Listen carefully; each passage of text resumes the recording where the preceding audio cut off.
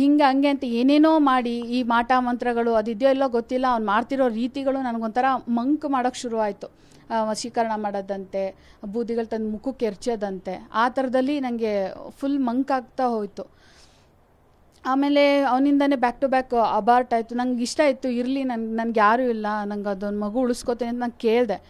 ಇಲ್ಲ ಈಗ ಬೇಡ, 2 ವರ್ಷ ಬಿಟ್ಟು ಎಲ್ರಿಗೂ ಇದು ಮಾಡೋಣ, ಇವಾಗ ಬೇಡವೇ ಬೇಡ ಅಂತ ಅಂದ್ಬಿಟ್ಟು ಅವನೇ ಹಿಂಸೆ ಕೊಟ್ಟು ಅಬಾರ್ಟು ಕೂಡ ಮಾಡಿಸ್ದ.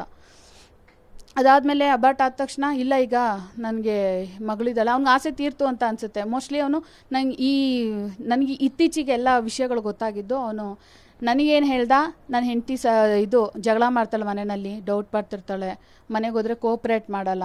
ಸೊ ಅದಕ್ಕೆ ಮತ್ತು ನನ್ನ ಹೆಂಡ್ತಿನೂ ಪರ್ಮಿಷನ್ ಕೊಟ್ಬಿಟ್ಟವಳೆ, ಹೊರಗಡೆ ಏನು ಬೇಕಾದ್ರೂ ಮಾಡ್ಕೊಳ್ಳಿ, ಮನೇಲಿ ನಮ್ಮನ್ನು ಚೆನ್ನಾಗಿ ನೋಡ್ಕೊಳ್ಳಿ, ಈ ಥರ ಹೇಳ್ಬಿಟ್ಟಿದ್ದಾಳೆ. ಸುಮ್ಮನೆ ಹೇಳಿಕೆ ಕೊಡ್ತಿಲ್ಲ, ಇದಕ್ಕೆ ಸಾಕ್ಷಿ ಇದೆ. ಈ ಹೇಳಿಕೆ ಈಗ ಏನು ಹೇಳ್ತಿದ್ದೀನಿ ಈ ಮಾತಕ್ಕೆ ಸಾಕ್ಷಿ ಇದೆ. ಈ ಥರ ಎಲ್ಲ ಹೇಳಿ ನನಗೆ ಆ ಥರ ಹೇಳಿ ನಂಬಿಸ್ತಿದ್ದವನು ಸಡನ್ನಾಗಿ ಈಗ ಬೇಡ ಆ ಥರ ಹೇಳ್ದ. ಸರಿ ಬೇಡ ಅಂತ ಯಾಕೆ ಹೇಳ್ತೀಯಾ, ಇಷ್ಟು ದಿನ ನಾನೇನು ಪ್ಲೇ ಗ್ರೌಂಡಾ, ನಾನು ಆಟಾಡ್ಕೊಂಡು ಹೋಗೋಕ್ಕೆ ನೀನು ಹಂಗೆ ಹಿಂಗೆ ಅಂತಂದ್ರೆ ಸ್ವಲ್ಪ ಜೋರು ಜಗಳ ನಡೀತು.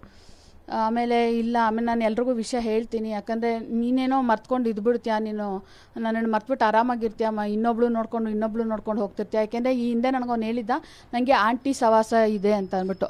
ನಂಗೆ ತುಂಬ ಜನನೂ ಹೇಳಿದರು, ಬಟ್ ಯಾರು ಅಂತ ನಾನು ಹೇಳಲ್ಲ, ಅವ್ನಿಗೆ ಸ್ವಲ್ಪ ಆ ಥರದಲ್ಲಿ ಇದ್ದಾನೆ ಅಂತ ನನಗೆ ತುಂಬ ಜನ ಹೇಳಿದರು. ನಂಗೆ ಇತ್ತೀಚೆಗೆ ಗೊತ್ತಾಗಿದ್ದು, ಅವನು ನನಗೆ ಹೇಳಿರೋ ತಾನೇ ನನ್ನ ಹೆಂಡತಿ ಸರಿ ಇಲ್ಲ, ಇದೇ ವರ್ಡ್ ಹೇಳಿದ್ದಾನೆ, ನನ್ನ ಹೆಂಡತಿ ಸರಿ ಇಲ್ಲ, ಜಗಳ ಮಾಡ್ತಾಳೆ, ಡೌಟ್ ಪಡ್ತಾಳೆ, ಹಾಗಾಗಿ ನನ್ನ ಕ್ರಶ್ಶು, ಮದುವೆ ಆಗ್ತೀಯ ಅಂತ ಬೇರೆಯವ್ರಿಗೂ ಹೇಳಿದ್ದಾನೆ. ಅದಕ್ಕೆ ಸಂಬಂಧಪಟ್ಟಿದ್ದ ಸಾಕ್ಷಿ ನನ್ನ ಹತ್ರ ಇದೆ, ಅದನ್ನು ನಾನು ಕೋರ್ಟಿಗೆ ಕೊಡ್ತೀನಿ, ಏನೇನು ಸಾಕ್ಷಿಗಳಿದ್ದಾವೆ ಅಂತ ಅಂದ್ಬಿಟ್ಟು.